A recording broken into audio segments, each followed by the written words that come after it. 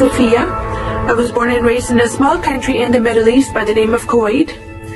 I was raised right in front of a mosque where I would hear the call to prayer 5 times a day. Growing up in a Muslim home, it was very important to my family and I that we worshipped the Creator God Allah, followed the teachings of the Prophet Muhammad, and devote our lives to following the 5 pillars of Islam as well. From the age of 6, I started wearing the hijab, its scarf covering, and when I went out in public, I was not allowed to go by myself. When I went out with my mother and my aunts, I had to wear this. This is called the abaya. This is traditional covering in my country and my culture. At the age of 8, my family and I decided to take a pilgrimage journey to Saudi Arabia, and we went to the city of Mecca to fulfill Hajj. After we finished Hajj, we were going up north to the city of Medina. On the way there, suddenly a crowd started to gather. And I was with my father, and I was holding his hand. In the center of the crowd was the Arabic woman, dressed like this, but you could not see her face, her hands, or her feet. And she was sitting on a wooden box tied up. Next to her was an Arabic man, dressed in a traditional Arabic attire. He did a traditional Islamic prayer on the floor, and he got up from the floor, and he pulled out a long golden sword from his side, and he beheaded the woman. When I saw this at the age of 8, I started shaking. With fear and anxiety that overcame me, and the commotion in the crowd, the men were chanting, Allahu Akbar, Allahu Akbar, Allahu Akbar, 3 times, which is God is great. And the woman was screaming and crying. And I pulled my father's hand. I said, Father, what is happening? And my father said, we're trying to raise you in a devout Muslim home. You listen to the teachings we're instilling in your life. Live as a good Muslim and die as a good Muslim. If you don't do this, this is what will happen to you one day. After that, we went to Medina to fulfill prayer obligation at the mosque, and we went back home to Kuwait. My family enrolled my brother and I in an Islamic school, and that's where I learned more in-depth teaching from the Quran and the Hadith. You know, in my prayer times, I would lift up my hands, and I would always look to the sky and cry out to Allah for help. One of the important, sincere prayer of my heart was, Allah, please have my father stop beating my mother. Allah, please have my father stop beating me. That there was no help coming for me to answer my prayers. I also wanted to know, Allah, if I died, was I going to paradise? Because I tried to be a good Muslim. I tried to do everything I can to be a good Muslim, but there was no guarantee offered to me to go to paradise. I wanted to go be with Allah when I died. In 1990, my family and I went to the United States for a visit.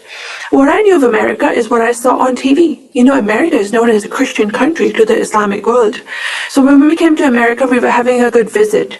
But we were woken up suddenly at night when we heard that Saddam Hussein's forces came and invaded the small country of Kuwait in the Middle East. There was a lot of destruction that happened within a short time. My country was, by the time we were watching, on fire. The oil fields were burning. People's homes were destroyed. Several family members were killed.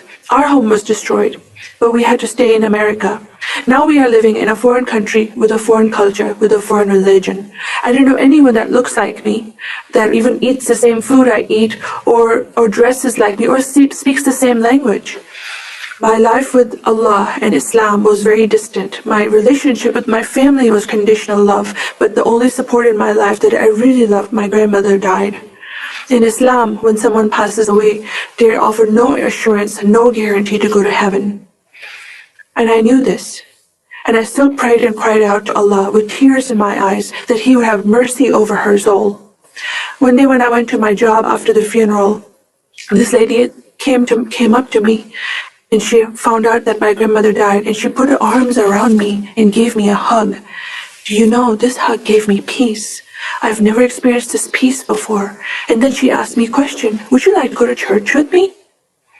Again, I've been living in America for 8.5 years as a Muslim. I drove by many churches. This was the first time I got invited to a big Christian church. When I walked into that church as a visible Muslim woman, the people in the church saw me and they came up to me and they looked me in the eye and they said, "Hi, what is your name? Where are you from? Tell us about your family." And they took great interest in me. And then they said, "We are so glad you're here. Thank you for coming." That day from these people, I felt a spirit of love and acceptance and mercy. That kind of spirit I've not experienced in my mosque before. In fact, there's a spirit of judgment in the mosque. For a Muslim, it's a duty to go pray in the mosque. and hope that Allah will answer their prayers, hope that they will be acceptable in His eyes. But these people accepted me for who I was. I feel loved by these people. That is the first time I heard a message from the Bible from a pastor. It's from the prophet Isaiah chapter 61 verse 1. He said this is a prophecy of Jesus, and he started reading that the Spirit of God is upon me. He's anointed me to preach the gospel to the poor. He came to heal the broken heart and set the captive free. In the book of Luke, where Jesus walks into the synagogue, he opened a scroll from prophet Isaiah and read the scripture and said, "This is fulfilled." This is the first time I heard that Jesus came to this earth to heal the broken heart and set the captive free. In my religion, I was that. And even more. I wanted to know a creator God. I wanted to know a loving God and a merciful God. After that, the lady bought me a Bible as a gift, and I started reading the Bible on my own. I had to hide it from my parents. I had put it in my mattress. But when I read the book of Exodus, how God sent Moses and to deliver and rescue the children of Israel, he even did miracles and to bring them into the land of promise. He provided them food and water in the desert. I come from the desert. There's no food and water there. But God provided for them because He loves them. He calls them His chosen people and the nation of Israel His heartbeat. I started seeing that I hated the people that God loved so much. And I got on my knees and I said, "God, forgive me. I hated your people. I want to love your people." After that, I read the Bible even more, and I started going to church and hiding. And a group of girls started explaining the Bible to me. And something started happening to me. My heart started changing. The blinders were falling off my eyes. I was loving all people. I was experiencing joy and happiness again. And one day came.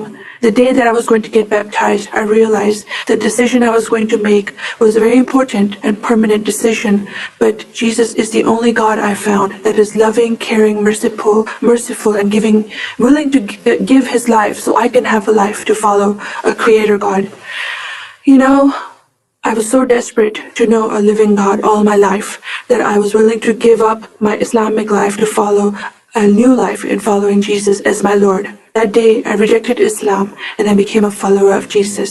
And I'm so excited to say that I have been a follower of Jesus now for years, and my life has changed. He came and set me free. He gave me a life of hope and a future in Him. I am filled with joy and happiness, and I love to serve my God. I want to go tell the nations that God came over 2,000 years ago to give them a hope and a future, and to heal them and restore them into His kingdom. Familiar.